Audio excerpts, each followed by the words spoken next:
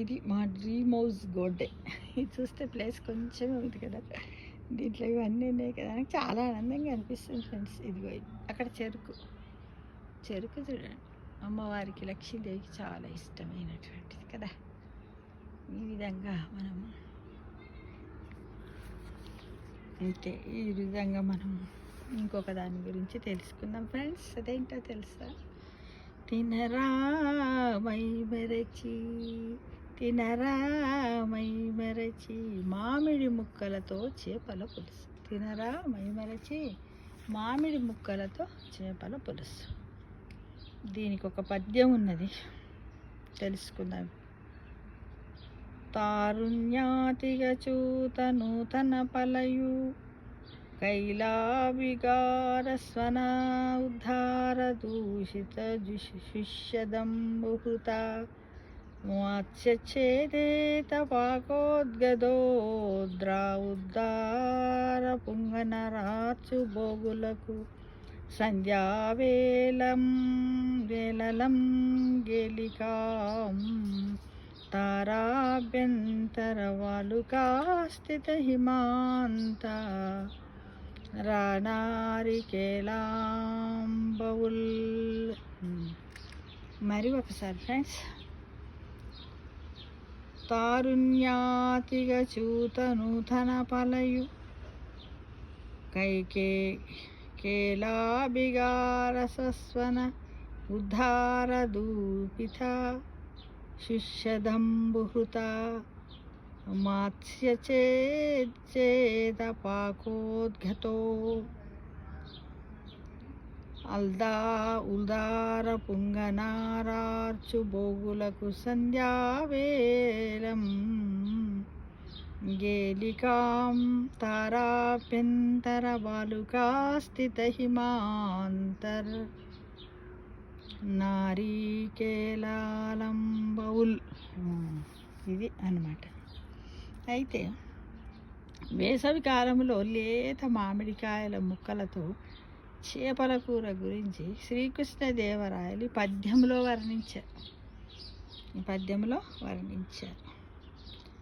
నిజానికి వింత వంటకాల్ని వర్ణించడంలో రాయలవారు శ్రీనాథుణ్ణి ఒక్కింత మించిన వాడే అని చెప్పాలి.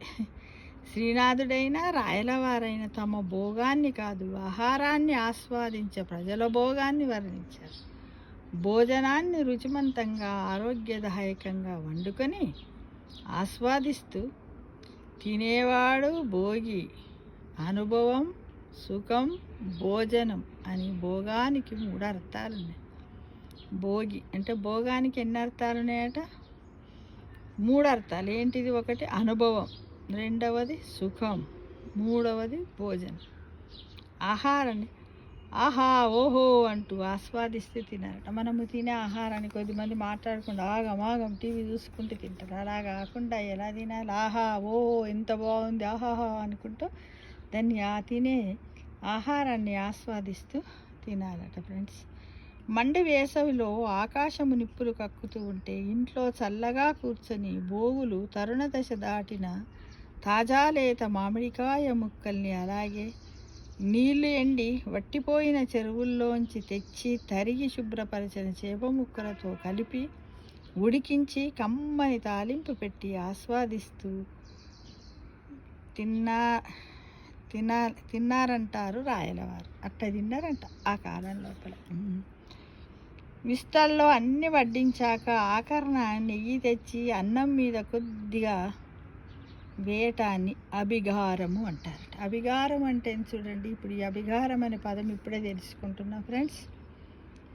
విస్తరాకుల్లో అన్ని కూరగాయలు అన్నీ వడ్డిస్తారు, పచ్చడాకు రకరకాల వండినటువంటి వంటకాలు వడ్డించిన తర్వాత అన్నం పెడతారు. అన్నం మీద కొద్దిగా నెయ్యి వేయటాన్ని ఏమంటాం?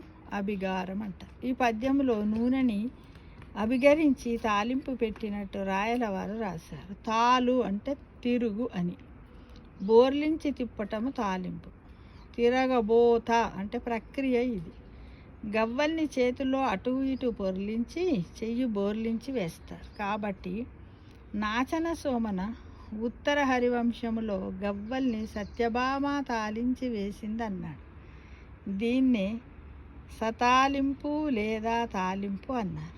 కూర, పప్పు, పులుసు, పచ్చడి వగైరా వంటకాల మీదకు తిరగబోయగానే చుయ్యమనే మూత వస్తుంది కాబట్టి తిరగమూత అని, వెంటనే మూత పెడతారు కాబట్టి తిరగమూత అని పిలుస్తారు. తాలింపును పొయ్యిగానే పొగలు వస్తాయి కాబట్టి పొగపు, పోపు అన్నారు.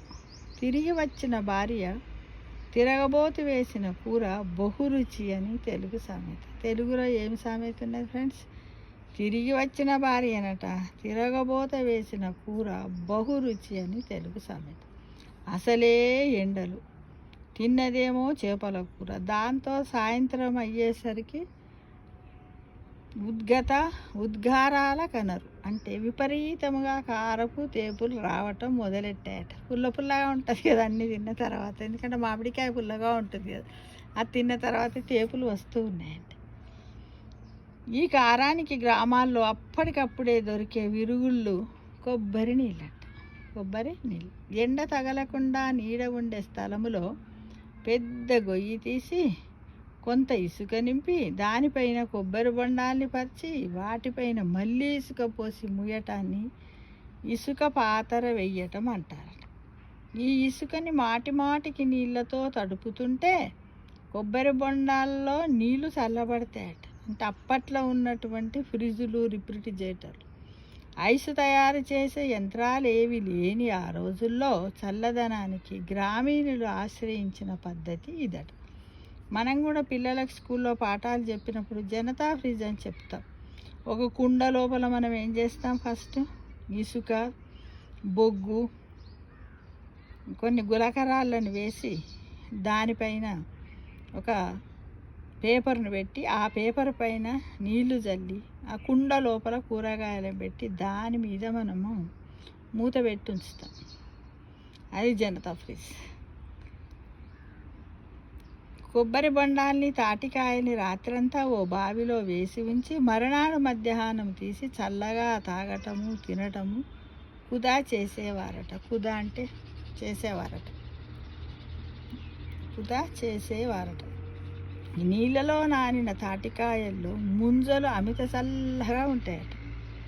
కుపోదకం అంటే బావి నీరు, వటఛాయ అంటే మర్రి చెట్టు నీడ, తరుణి అంటే కూచమండలం. ఈ 3 వేసవి కాలం చల్లగా, శీతాకాలం వెచ్చగా ఉంటాయట. బావిలో నానేయటం వలన అది ప్రయోజనం. అప్పుడే టెంక పడుతున్న మామిడికాయని తారుణ్యాతిగా చూత నూతన ఫలమని అంటే చెరువు ఎండిపోతూ ఉంటే ఆఖరున మిగిలిన చేపల్ని శిష్యదంబు కృత మత్స్య అని చుయ్యని మోగేలా వేసిన తిరగపోతని తైలాభిగార స్వనద్ధార దూపితం అని వర్ణించి పానిందమములు లాంటి పదాలు వాడిన శ్రీనాథుణ్ణి మించిపోయారు రాయలవారు.